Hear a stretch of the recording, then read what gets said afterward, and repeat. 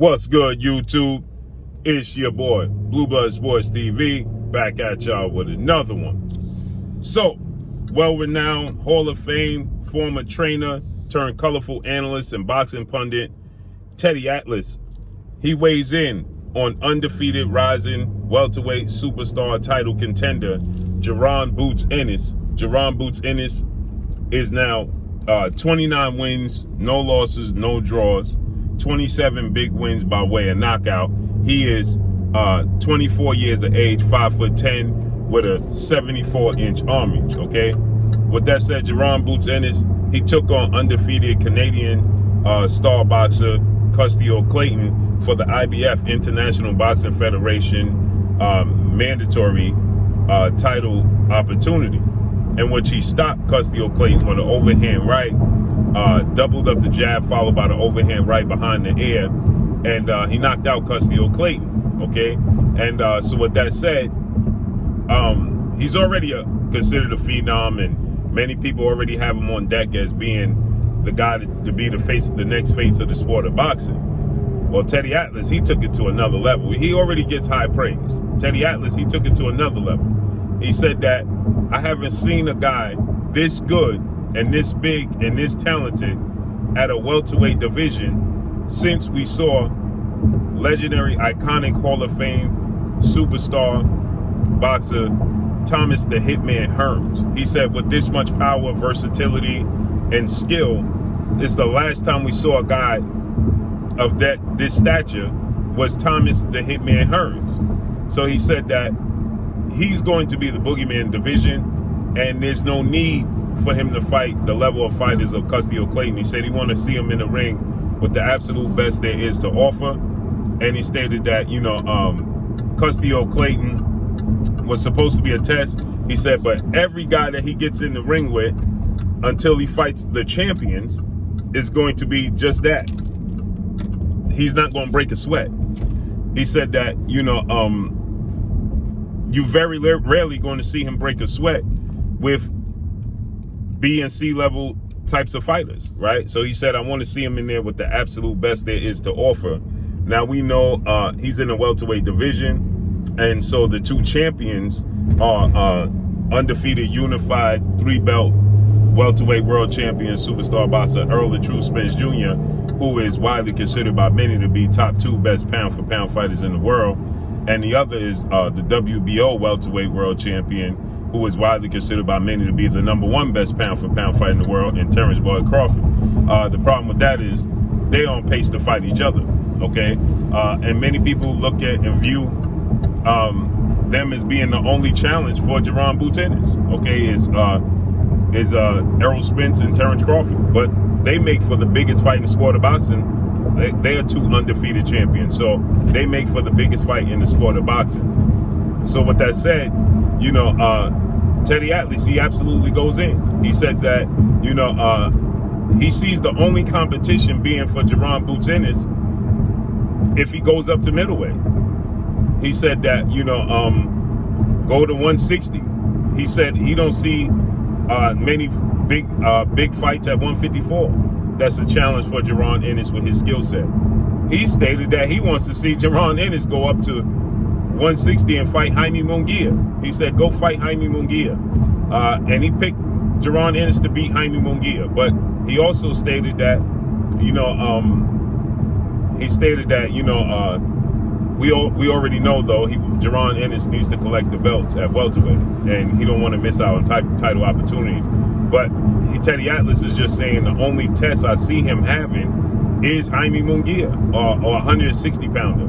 He said none of the 54 or 47 pounders is going to be a stiff test for him. He's gonna dominate those fights, right? So he said that, every once in a while you get a guy that comes along like Jaron Boots Ennis, like Tommy Hearns and Roy Jones and, Sugar Ray Leonard and Floyd Mayweather. He said every so often. He said, but not even those guys are as gifted as Jaron Boots Ennis, right?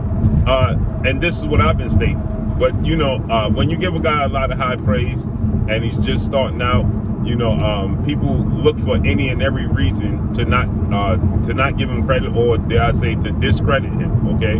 And so with that said, you know, you get a lot of people saying he ain't got no chin, he don't have no defense. Well, his peers and, you know, well-renowned trainers and, you know, former fighters, they see the goods in him, okay? Not only is he big, strong, fast, and athletic, but he has a high ring IQ, and he's very versatile. He has the ability to switch from southpaw to orthodox fluidly, okay?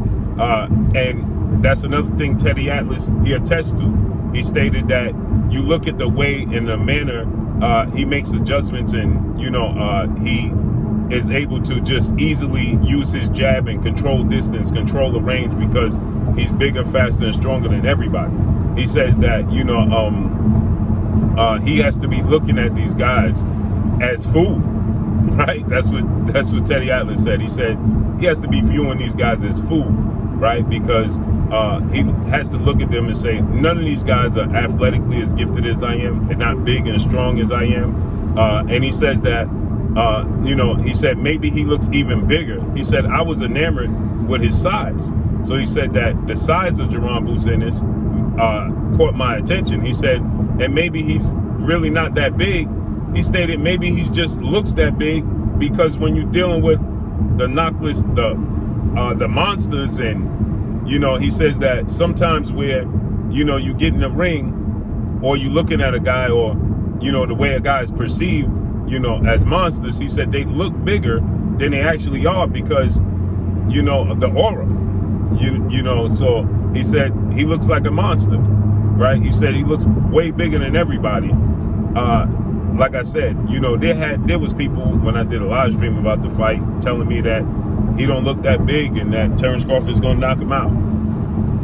Jaron Boots Ennis is all of 5'10", 5'11", with a 74-inch arm reach. But that's not the biggest reason for his success. The biggest reason for his success is his athletic ability and his ring IQ, his ability to understand what's taking place in the ring, his ability to understand the adjustments he needs to make, his ability to, you know, just unconsciously switch from southpaw to orthodox without hesitation and just fluidly do it. And you may miss it. You may not even realize he just switched from southpaw to orthodox, right? And as I asked him, he don't even realize he switched from southpaw to orthodox, right? So it looks like we could get Jaron Boots Ennis possibly against, you know, Stanionis, okay? Look like Stanionis, he just fought Butev. You know, he beat Butev. You know, great performance from Stanionis. That was a Fight of the Year candidate. He just beat Butev. So, you know, it looked like we could get Stanionis versus Jaron Boots Ennis. There's people calling for former unified welterweight world champion, superstar boxer Keith one-time Thurman to face off against Jaron Boots Ennis. I believe that's Keith Thurman views that as a bad style matchup. I don't think Keith Thurman is very high on making that fight happen. I think that, you know, Keith Thurman initially, he stated that he didn't even know who Jaron Boots Ennis was. And then Keith Thurman, he changed his tune and he said, well, he know who he is. He's a mixture between Floyd Mayweather, myself, Pernell Whitaker, and Terrence Crawford, right? So now he's very well aware of who Jaron Boots Ennis is. And, you know, Keith Thurman has shown some vulnerabilities. He's shown that he was essentially weak to the body. He wasn't, you know, that's a huge vulnerability for Keith Thurman, that, you know, he's shown vulnerabilities to the body. He's weak to the body, right?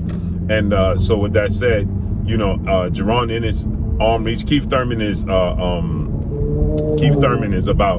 5'7.5" with a 69-inch arm reach.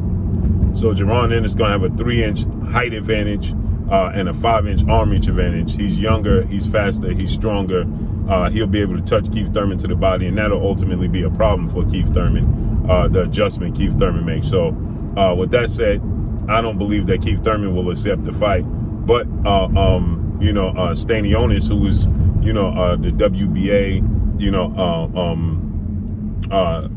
he's the WBA mandatory challenger. You know, that's a big fight. You know, he's high in the ranking system, so it makes sense to see Stanionis versus Jaron Boots Ennis.